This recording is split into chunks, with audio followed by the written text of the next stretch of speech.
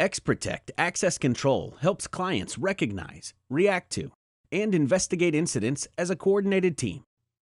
In this video tutorial, you'll learn how to change cardholder information.